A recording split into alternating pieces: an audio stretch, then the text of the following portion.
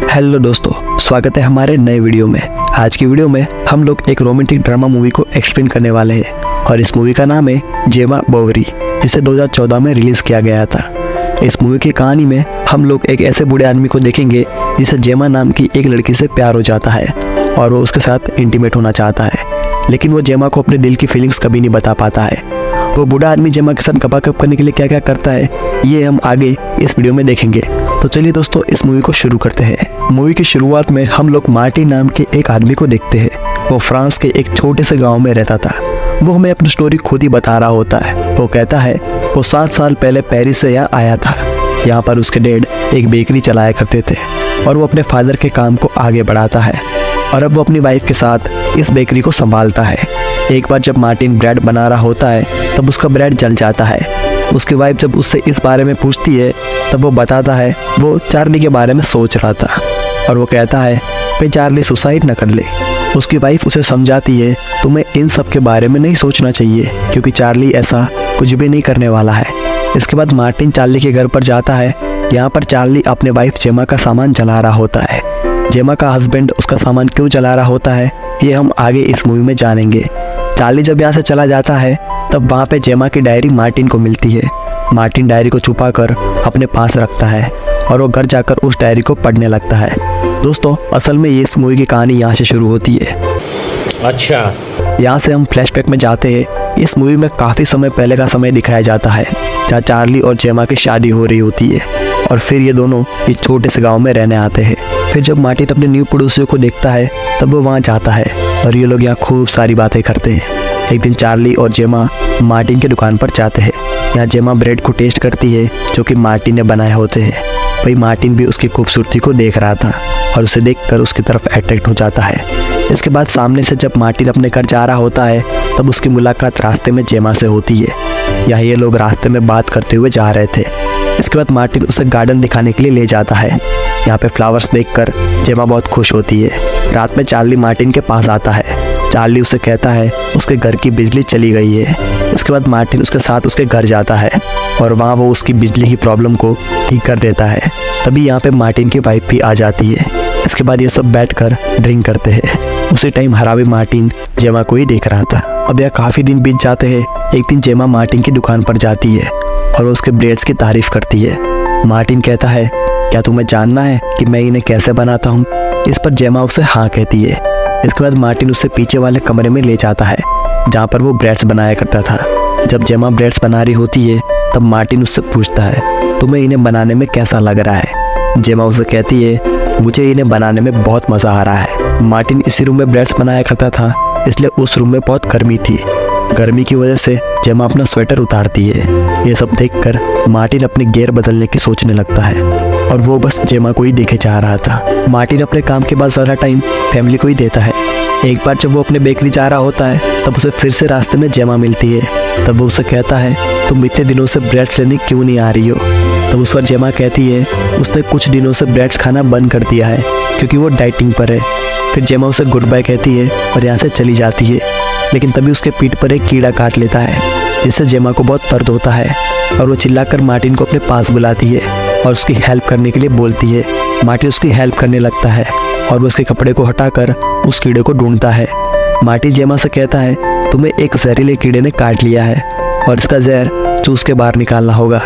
जेमा उसे जल्दी से ऐसा करने के लिए कहती है। मार्टिन बिना टाइम लगाए कीड़े के काटी हुई जगह पर जहर को चूस के निकालने लगता है। इन दोनों को ऐसा करते हुए दिखने में बहुत अजीब लग रहा था। उसी टाइम एक लड़का भी वहाँ आता है। तब वो इन दोनों को ऐसे देख लेता है और पास आकर पूछता है तुम इसके साथ ये क्या कर रहे हो? तो मार्टिन उस लड़के को सब समझा रहा होता है और उसी वक्त जेमा बेहोश हो जाती है। इसके बाद ये दोनों उसे हॉस्पिटल लेकर जाते हैं। डॉक्टर उसका ट्रीटमेंट करता है और उससे कहता है तुम जल्दी ही ठीक हो जाओगी। जब ये लोग हॉस्पिटल से घर आ रहे थे तब जेमा मार्टिन के कंधे पर सर रखकर सो जाती है क्योंकि उसे बहुत कमज़ोरी फील हो रही थी। उसे जेमा का ऐसा करना बहुत अच्छा लगता है। अगले दिन जब मार्टिन अपने शॉप के बाहर खड़ा होता है तब वो जेमा को उस लड़के से बात करते हुए देखता है।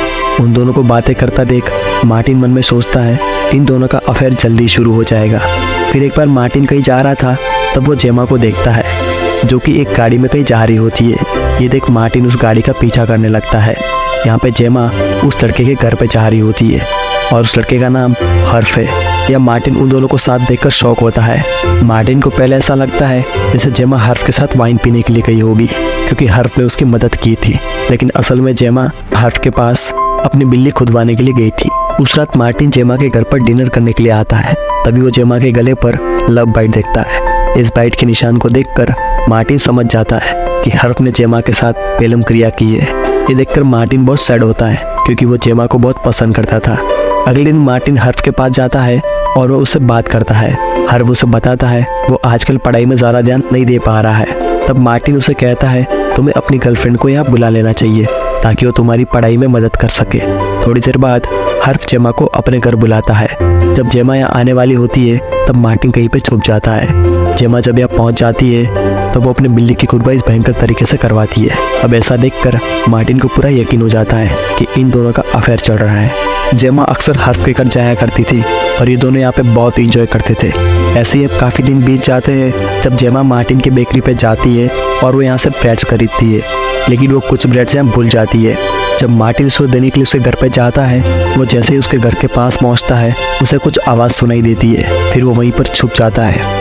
फिर जब वो खिड़की से अंदर देखता है तब वो देखता है कि यहाँ वो दोनों प्रेम क्रिया करने में लगे हुए हैं। यहाँ ये दोनों बहुत क्लोज होते हैं और जेमा हर्फ को यहाँ आई लव यू बोलती है, जिसे सुनकर मार्टिन को बहुत गुस्सा आता है।